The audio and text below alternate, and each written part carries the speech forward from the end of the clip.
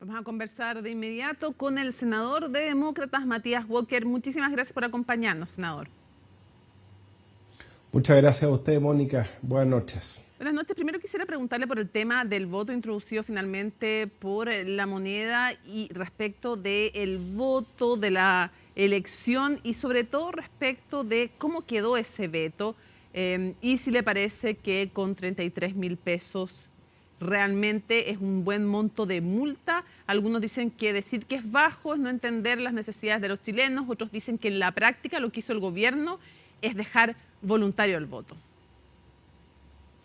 A nosotros, Mónica, lo que defendimos fue un principio, no el monto de una multa. Y ese principio es que el voto debe ser obligatorio y que para eso tiene que haber una sanción. Finalmente se establece en el veto el rango inferior de la multa que estaba contenido en el proyecto que había sido sometido a la consideración de la sala de ambas cámaras, que lamentablemente en el Senado se rechazó porque los senadores de gobierno votaron en contra, y es similar al rango inferior de la multa que estaba establecido en el último proceso constituyente, vale decir 0,5 UTM, que hoy día equivale a 33.000 pesos. A mí me habría gustado que el juez tuviera más libertad para recorrer el ámbito de la multa con un techo mayor, lo que se estableció el piso de 0,5 UTM. Pero la verdad es que 33.000 pesos es una multa considerable, a mi juicio, para la gran mayoría de las familias chilenas, si consideramos, por ejemplo, que más del 10% del monto de la pensión que lamentablemente reciben miles de jubilados en nuestro país. Pero insisto, usted dice que es suficiente, usted dice que es suficiente entonces como para hacer una multa que disuada de no ir a votar al menos a gran parte de la población.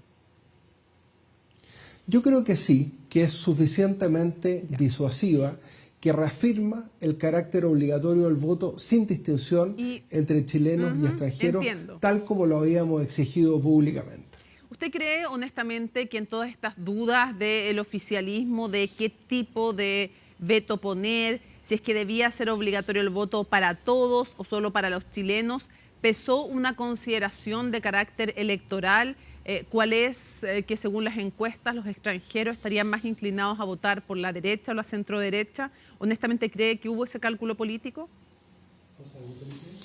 Bueno, yo creo que a alguien se le ocurrió la mala idea a última hora, cuando el proyecto incluso ya se había votado en la comisión mixta, de establecer esta distinción que nunca estuvo en el debate. Pero ¿qué es lo importante?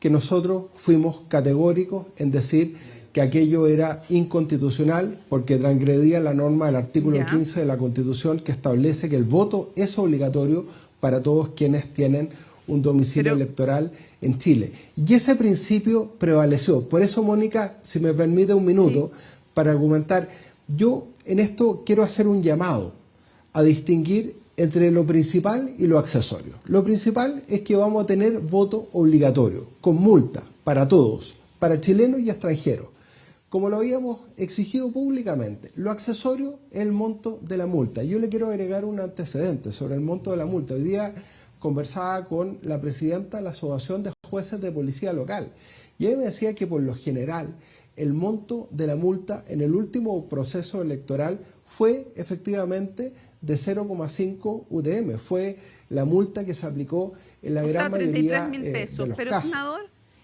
ok, entiendo ese punto, pero yo le insisto en la pregunta original.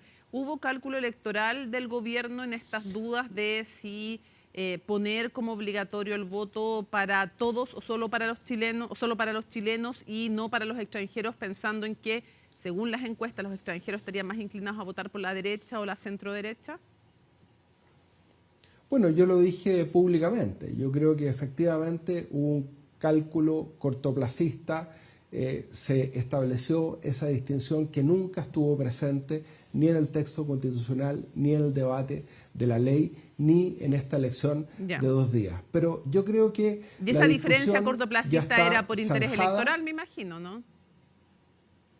Yo creo que a alguien se le ocurrió la mala idea en La Moneda de hacer esta distinción a última hora, que fue criticada, no solamente por la oposición, fue criticada por muchos profesores de Derecho Constitucional, como Jorge Correa Sutil. Yo escuché a muchos politólogos de centro izquierda decir que esto no era presentable, porque efectivamente cambiar las reglas del juego antes de una elección nunca es presentable. Ya, pero bueno, en fin, no me contesta si era motivado electoralmente o no, lo llevo a otra materia. Entonces, lo quiero llevar a las municipales. ¿Están cerca o lejos de cerrar con Chile Vamos, demócratas?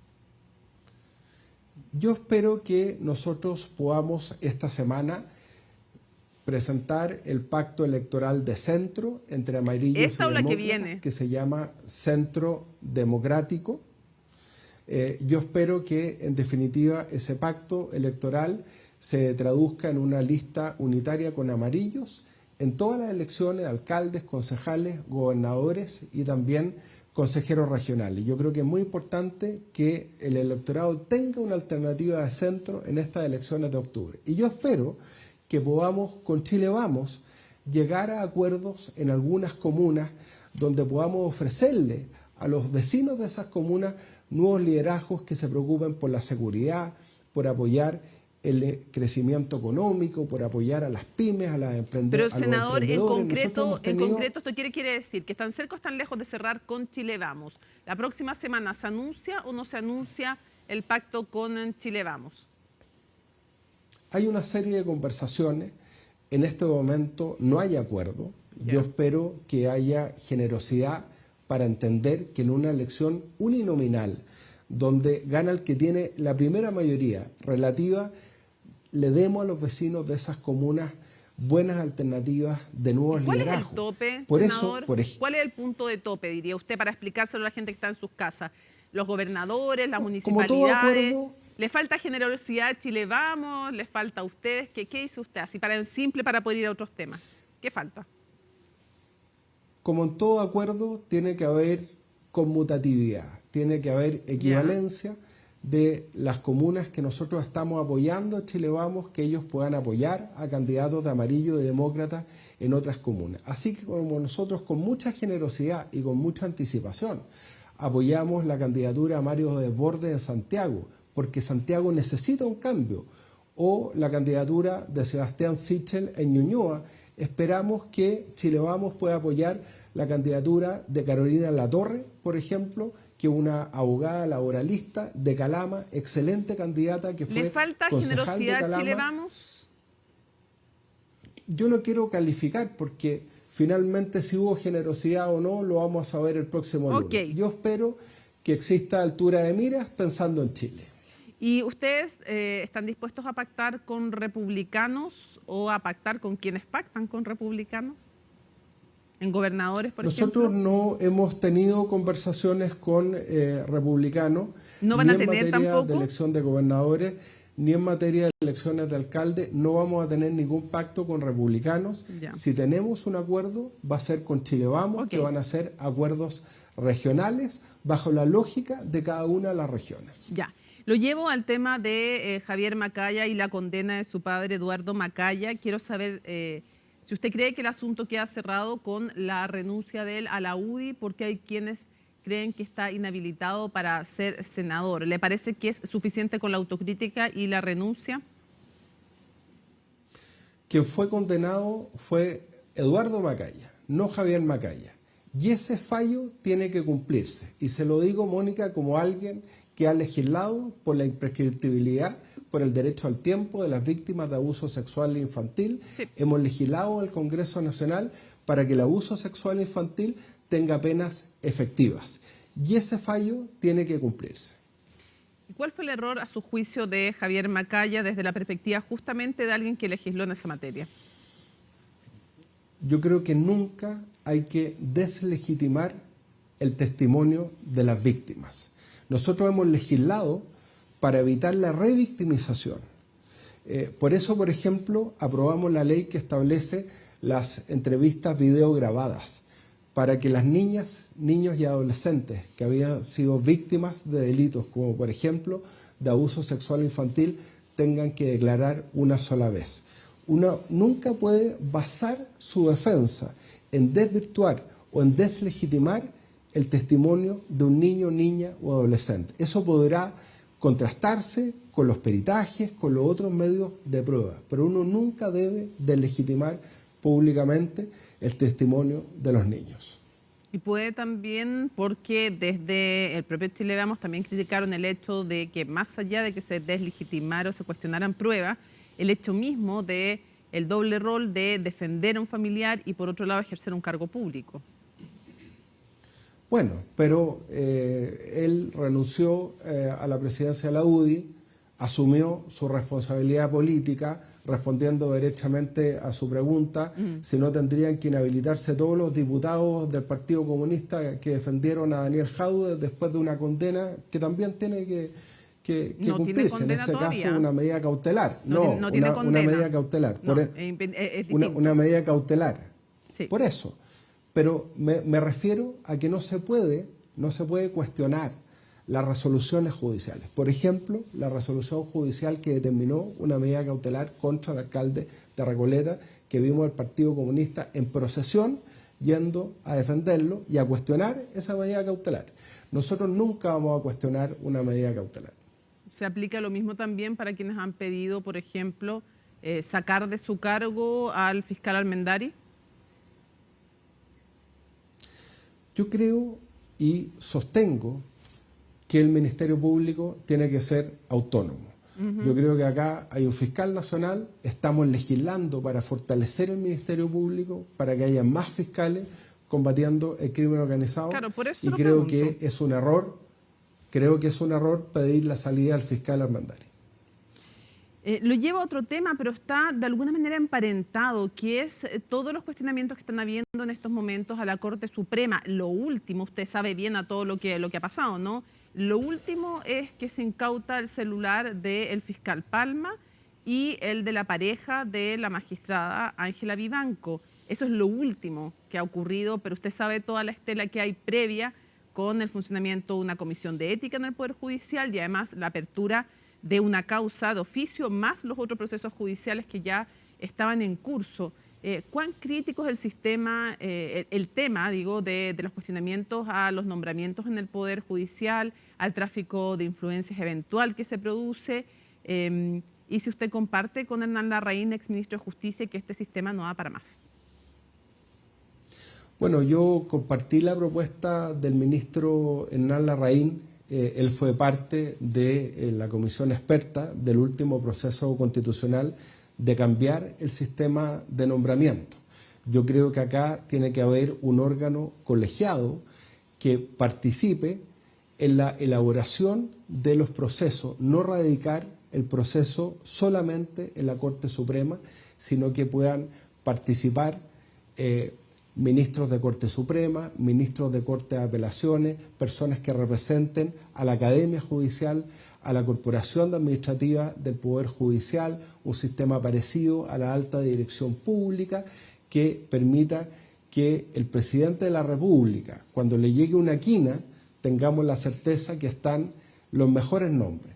En el caso del Senado, quiero decirle que nosotros ratificamos prácticamente por unanimidad el único nombre que ha propuesto el presidente Boric en esta legislatura a la Corte Suprema, que es el caso de la ministra María Soledad Melo, ¿no? A mí me tocó ser presidente de la Comisión de Constitución, hizo una estupenda exposición y ese nombre fue aprobado por unanimidad.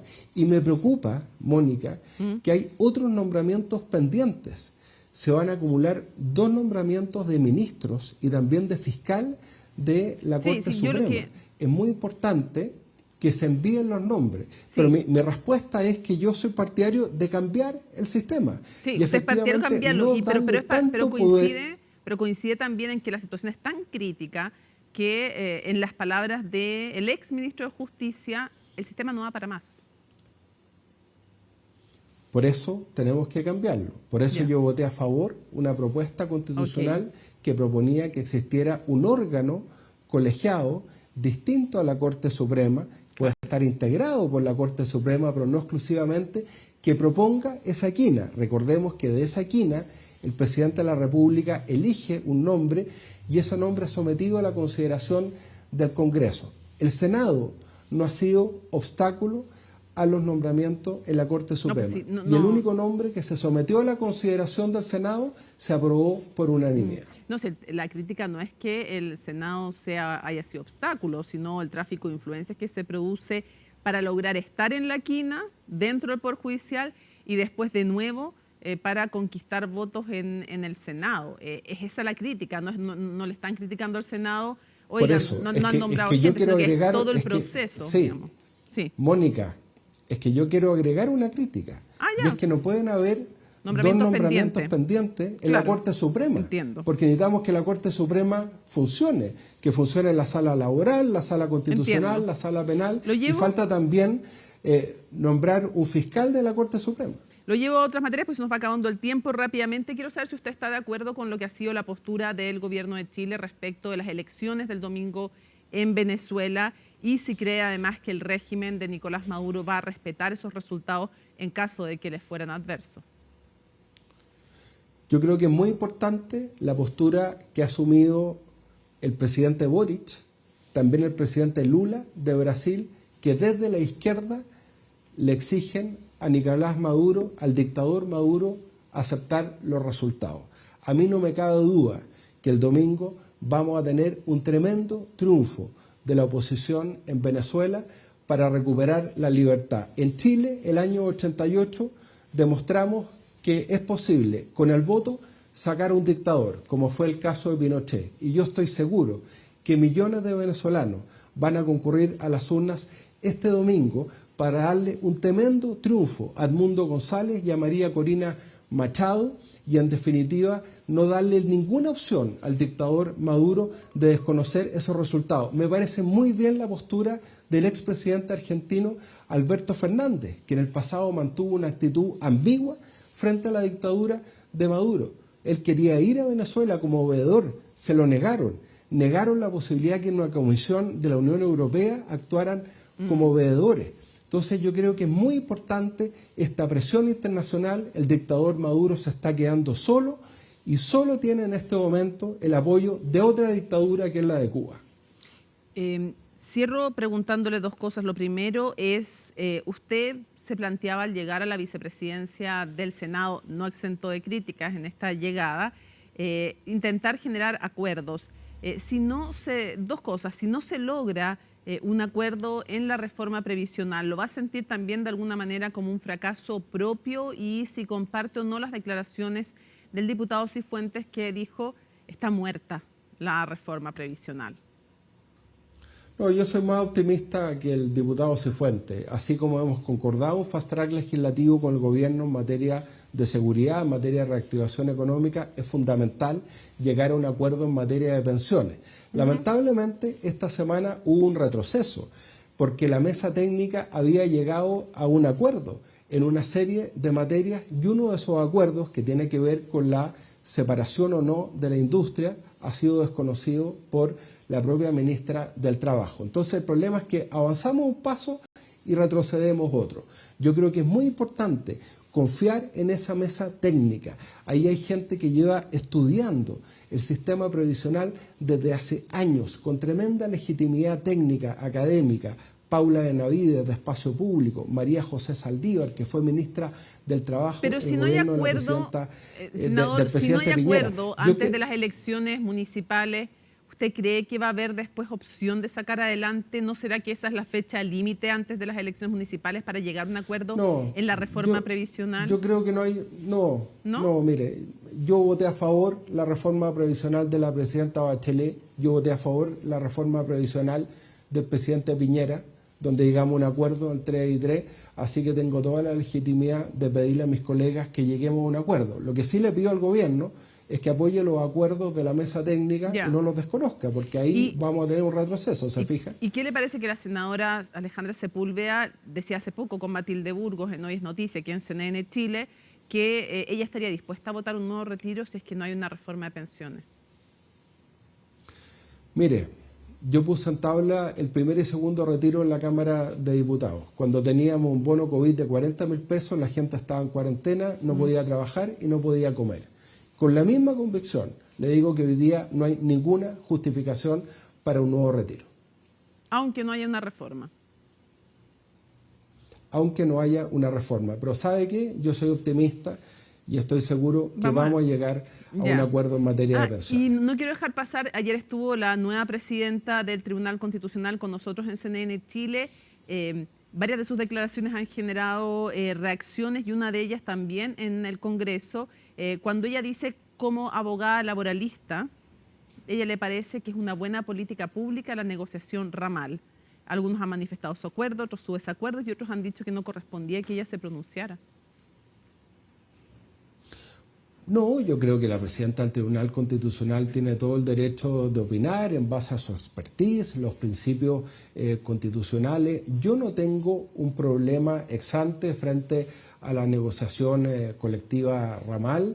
Lo que hay que ver es si este es el momento, con la situación económica que tenemos, con el estancamiento de la inversión, de establecer ahora una negociación ramal. Yo creo que hay otros temas que son prioritarios en materia laboral. Ahora entra en aplicación la ley Karim, que aprobamos en el Congreso, iniciativa de la diputada Erika Olivera. Tenemos que concentrarnos en su plena aplicación, llegar a un acuerdo en materia de pensiones y, en definitiva, que Chile recupere la inversión y el empleo, que es lo que la gente nos está pidiendo en la calle. Senador Matías Walker, muchísimas gracias por esta agenda abierta con CNN Prime. Muchas gracias, Mónica.